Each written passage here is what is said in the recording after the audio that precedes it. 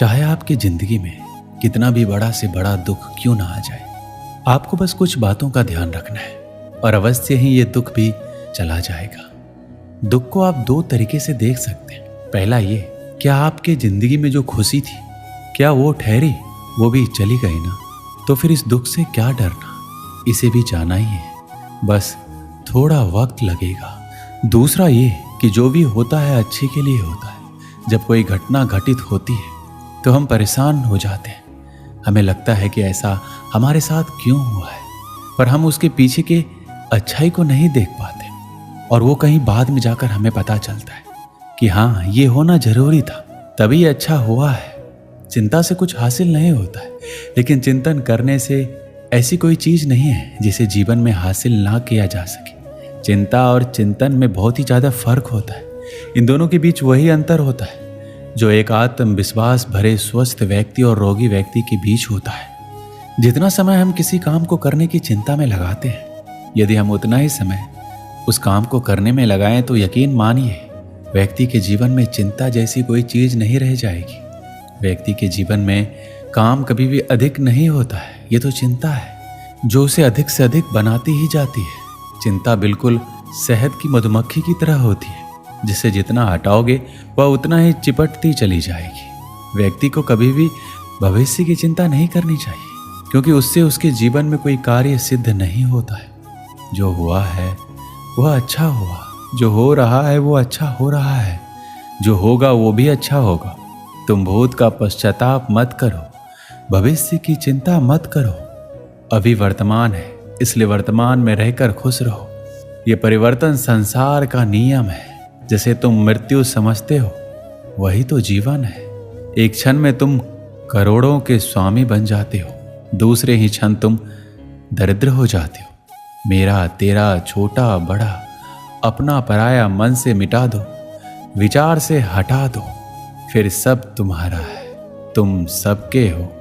अक्सर हम लोग चिंता में इतना डूब जाते हैं कि जीना ही भूल जाते हैं। हमें ये सोचना चाहिए कि हम समस्या का कैसे निवारण कर सकते हैं। हमारे अंदर बड़ी ही अजीब बीमारी होती है, वो ये जो हम लोगों के बारे में सोचने लगते हैं वही हम उन्हें मान बैठते हैं। जब तक आप उस व्यक्ति को अच्छे से नहीं जान लेते तो आप उसके बारे में ऐसी धारणा नहीं बना सकते। आपको किसी भी व्यक्ति को जानना है तो उसके साथ आपको समय बिताना पड़ेगा। जीवन में जब भी हम खराब दौर से गुजरते हैं तो मन में ये विचार जरूर आता है कि परमात्मा मेरी परेशानियां देखता क्यों नहीं है, मेरी परेशानियां दूर क्यों नहीं करता। लेकिन सुख दुख तो हमारे जीवन का हिस्सा है। जीवन है तो परेशानियां भी होगी। चलिए इसे एक कहानी के माध्यम से समझते हैं। एक युवक अपनी तमाम परेशानियों के लिए भगवान से शिकायत करता है। उसे लगता था कि एक वही अकेला इस संसार का सबसे दुखी व्यक्ति है, सिर्फ उसी के जीवन में तमाम मुसीबतें। उसको भगवान से इस बात की बड़ी शिकायत रहती थी कि भगवान ने संसार के सारे दुख उसके हिस्से में दे दिए। वह सोते जागते भगवान से प्रार्थना करता और फिर कभी भगवान को दोषी देता तो कभी खुद को कोसता रहता। अब वह करे भी तो क्या करे, एक मुसीबत खत्म होती नहीं कि दूसरी आ जाती। एक दिन उसने सोने से पहले प्रार्थना की, प्रभु मैं आपके सामने कहता कहता थक गया, अब और हिम्मत नहीं बची मेरे अंदर। एक अंतिम बार कह रहा हूं, कृपा करके मेरी प्रार्थना सुन लीजिए।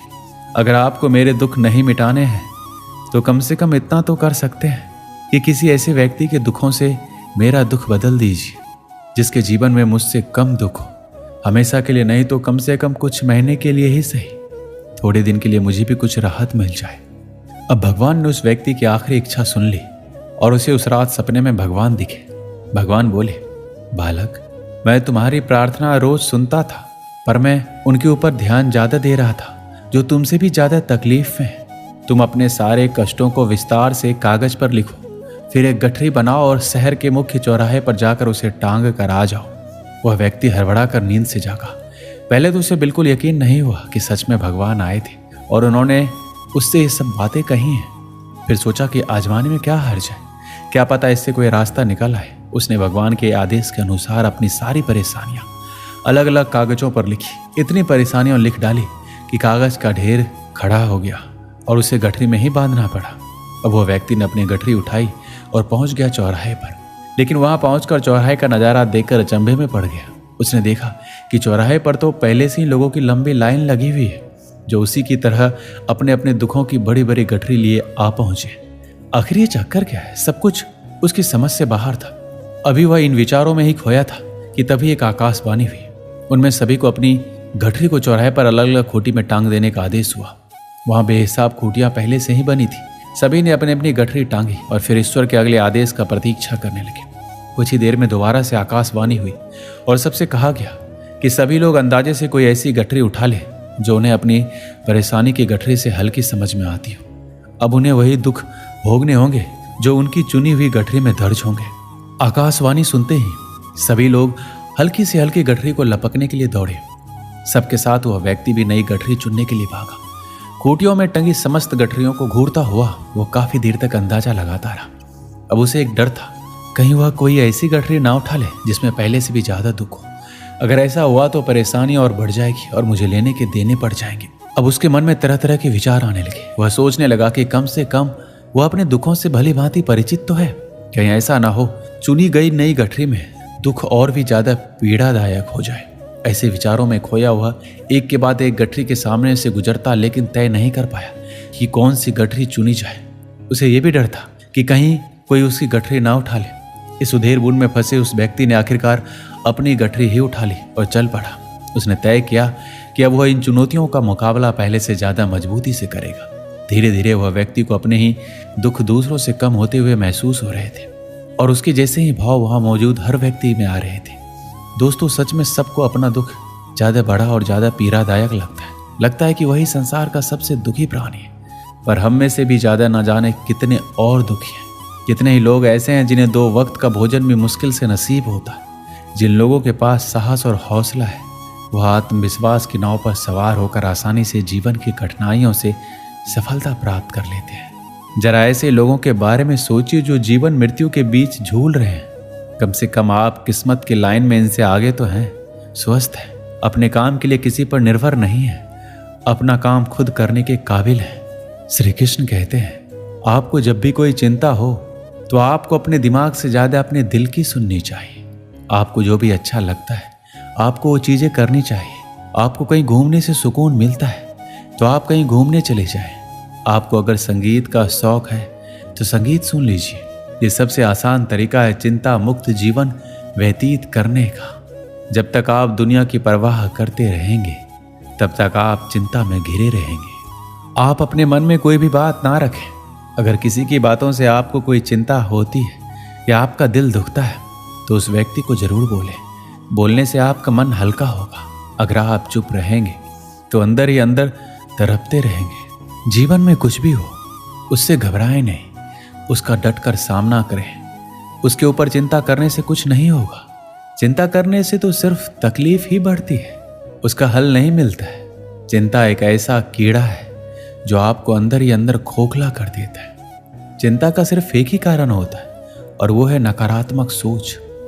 गलत सोच से मेरा मतलब ये नहीं है कि आपकी सोच बुरी है। मेरे कहने का सिर्फ यही मतलब है कि आप जो भी काम करते हैं उस काम को लेकर आपके विचार गलत हो जाते हैं। आप कुछ ज्यादा ही सोचने लगते हैं। सोचना कोई बुरी बात नहीं होती। काम शुरू किया है तो उसके बारे में सोचना तो होगा ही, पर मुश्किल तो तब आती है जब आप उस काम के लिए गलत सोचना शुरू कर देते हैं और यही सोच ही आगे जाकर आपकी चिंता का कारण बनती है। चिंता एक ऐसी बीमारी है जो आपके मन की खुशियों को खा जाती है। कुछ लोग ऐसे होते हैं जो बहुत ही ज्यादा चिंता करते हैं। इसी वजह से वह कभी खुश नहीं रह पाते। उन्हें किसी भी बात से खुशी नहीं मिलती। वह सिर्फ एक ही बात को लेकर चिंता में डूबे हुए रहते हैं। लगातार उसी के बारे में सोचते रहते हैं और चिंता करते रहते हैं। ऐसे लोग हमेशा मायूसी और दुख के घेरे से घिरे हुए रहते हैं। चाहे कोई खुशी का मौका हो या कोई भी त्योहार, उन्हें कोई फर्क नहीं पड़ता। कोई भी चीज से खुश नहीं हो पाते क्योंकि उन्हें लगता है कि सारी जिम्मेदारी उनके कंधे पर है। सबसे पहले कल क्या होगा उसके बारे में ना सोचो, क्योंकि उससे आपका आज भी बर्बाद होगा और कल किसी ने नहीं देखा है। लेकिन आज आप क्या कर सकते हैं वह आपके हाथ में है। उत्सव या खुशी के लिए किसी दिन का इंतजार मत करो। अपने आज को उत्सव बना लो और खुश रहना सीखो। समस्या हर किसी की जिंदगी में है। आप ऐसे पहले इंसान नहीं हैं। आप डरना छोड़ दो कि उनको बुरा लगेगा या फिर रिश्ते में समस्या आएगी। डरो मत, चिंता मत करो। बस ये बातें कहने की हिम्मत रखो जो आपके अंदर ही अंदर आपको खाए जा रही है और इस वजह से आप अपने आप को गवा सकते हैं, क्योंकि दूसरों की चिंता की वजह से आप अपने आप की खुशियां गवा रहे हैं, साथ ही अपने परिवार की खुशियां भी। इसलिए जिंदगी को काटो मत, जिंदगी जीना सीखो। एक बार की बात है, पुराने समय में एक व्यक्ति बहुत ही दुखी था। उसके जीवन की परेशानियां खत्म ही नहीं हो रही थी, वह निराश रहने लगा। एक दिन उसके गांव में एक संत आए। वह व्यक्ति संत से मिलने पहुंचा। बोला कि महाराज, मैं बहुत दुखी हूं, जीवन में हमेशा खुश कैसे रह सकते हैं, कृपया मुझे बताइए, मुझे खुशियां कैसे मिल सकती हैं। संत ने उससे कहा कि ठीक है, मैं तुम्हें यह राज बता दूंगा, लेकिन पहले तुम्हें मेरे साथ जंगल में चलना होगा। संत ने एक बड़ा पत्थर उठाया और उस व्यक्ति को पकड़ा दिया। संत ने उससे कहा कि यह पत्थर लेकर मेरे साथ चलो। बड़ा पत्थर उठाकर व्यक्ति संत के साथ चलने लगा। कुछ ही देर में पत्थर की वजन से व्यक्ति का हाथ दर्द करने लगा, लेकिन वह कुछ बोला नहीं और साथ चलता रहा। कुछ दूर चलने के बाद संत से कहा, महाराज, अब मैं ये पत्थर उठाकर आगे नहीं चल सकता हूँ, मेरा हाथ दर्द कर रहा है। संत ने कहा, ठीक है, ये पत्थर यहीं रख दो। पत्थर रखते ही व्यक्ति को राहत मिल गई। संत बोले कि बस यही है खुश रहने का राज। जिस तरह तुम एक पत्थर को उठाकर ज्यादा दूर नहीं चल सके, ठीक उसी प्रकार तुम अपने दुखों के बोझ को उठाकर तुम खुश नहीं रह सकते हो। व्यक्ति को यह बात समझ आ गई। उसने संत को प्रणाम किया और दुखों को छोड़कर आगे बढ़ने का संकल्प किया। इससे हमें यही सीख मिलती है कि हम जब तक दुख देने वाली बातों को याद करते रहेंगे, तब तक हमें खुशियां नहीं मिल सकती। बीते दिनों की दुख देने वाली बातों को भूलकर आगे बढ़ना चाहिए और हमें खुश रहना चाहिए। दोस्तों, इस वीडियो में बस इतना ही। मिलते हैं अगले वीडियो में। अपना ख्याल रखिएगा। जय श्री कृष्ण।